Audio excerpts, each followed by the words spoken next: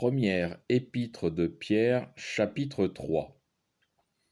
Vous-mêmes, femmes, soyez soumises à vos maris, afin que, s'il en est qui n'obéissent pas à la prédication, ils soient gagnés sans la prédication, par la conduite de leurs femmes, rien qu'en voyant votre vie chaste et pleine de respect, que votre parure ne soit pas celle du dehors, les cheveux tressés avec art, les ornements d'or ou l'ajustement des habits, mais parez l'homme caché du cœur, par la pureté incorruptible d'un esprit doux et paisible. Alors je fais une petite parenthèse, quand il dit l'homme caché du cœur, c'est la personnalité cachée du cœur. Je continue, verset 5.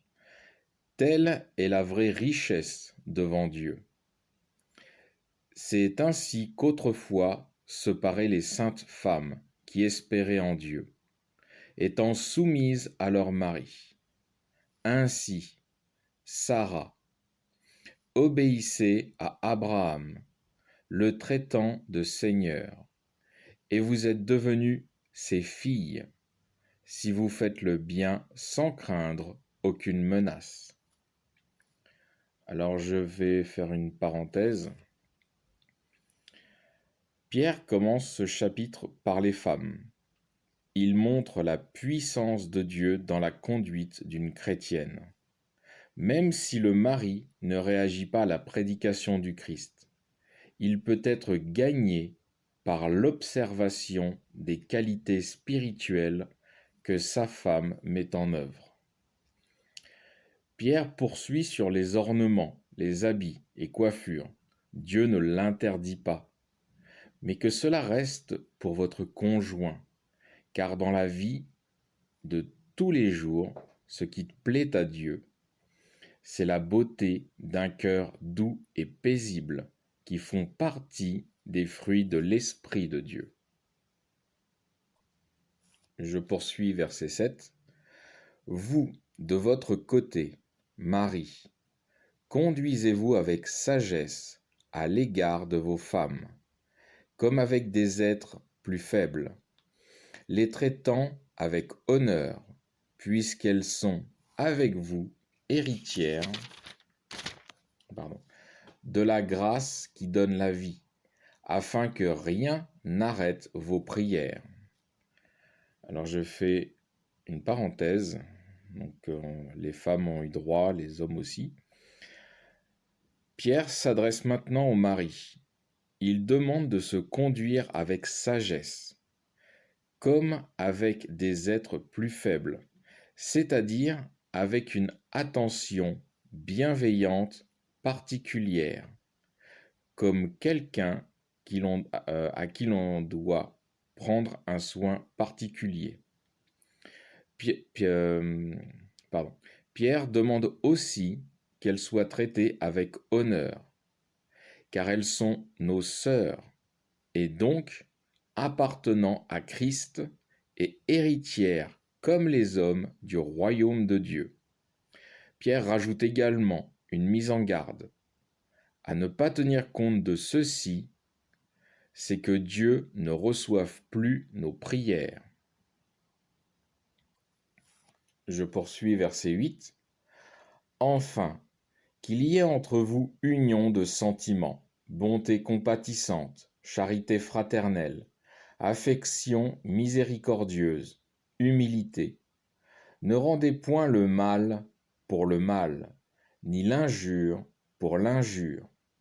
Bénissez, au contraire, car à cela que vous avez été appelés, car c'est à cela que vous avez été appelés, afin de devenir héritier de la bénédiction. Celui qui veut aimer la vie et voir des jours heureux, qu'il garde sa langue du mal et ses lèvres des paroles trompeuses, qu'il se détourne du mal et fasse le bien, qu'il cherche la paix et la poursuive, car le Seigneur a les yeux sur les justes, et ses oreilles sont attentives à leurs prières. Mais la face du Seigneur est contre ceux qui font le mal. Alors je fais une autre parenthèse. Pierre nous donne d'excellentes recommandations pour vivre en communauté, que cela soit dans l'Église ou dans le cadre familial. Car vivre en communauté, c'est certainement l'une des choses les plus difficiles pour l'être humain. Il poursuit en nous rappelant que nous avons accepté l'invitation de Dieu et qu'il y a de place dans le royaume céleste uniquement pour ceux qui sont à l'image de Dieu. Je poursuis verset 13. Et qui pourra vous faire du mal si vous avez appliqué à faire le bien? Que si pourtant vous souffrez pour la justice, heureux êtes-vous. Ne craignez point leurs menaces et ne vous laissez point troubler, mais sanctifiez dans vos cœurs le Seigneur, le Christ, étant toujours prêt à répondre, mais avec douceur et respect, à quiconque vous demande raison de l'espérance qui est en vous, ayant une bonne conscience, afin que, sur le point même où l'on vous calomnie, vous couvriez de confusion ceux qui diffament votre bonne conduite dans le Christ. En effet, il vaut mieux souffrir, si Dieu le veut ainsi, en faisant le bien qu'en faisant le mal. Aussi le Christ a souffert une fois la mort pour nos péchés, lui, juste pour des injustes, afin de nous ramener à Dieu, ayant été mis à mort selon la chair, mais rendu à la vie selon l'Esprit. C'est aussi dans cet esprit qu'il est allé prêcher aux esprits en prison, rebelles autrefois, lorsqu'au jour de Noé, la longanimité de Dieu temporisait, pendant que se construisait l'arche dans laquelle un petit nombre, savoir 8 personnes, furent sauvées à travers l'eau. C'est elle qui aujourd'hui vous sauve, vous aussi, par son antitype, le baptême, non pas cette ablution qui ôte la souillure du corps, mais celle qui est la demande faite à Dieu d'une bonne conscience, par la résurrection de Jésus-Christ.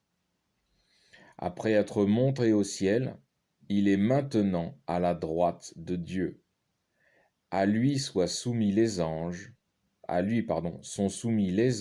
les principautés et les puissances. Alors je vais faire une dernière parenthèse.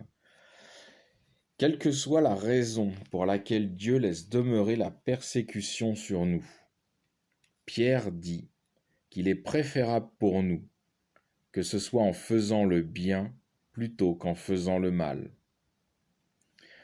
En ce qui concerne le verset 19, ici symbolique, je vais le relire, c'est aussi dans cet esprit qu'il est allé prêcher aux esprits en prison.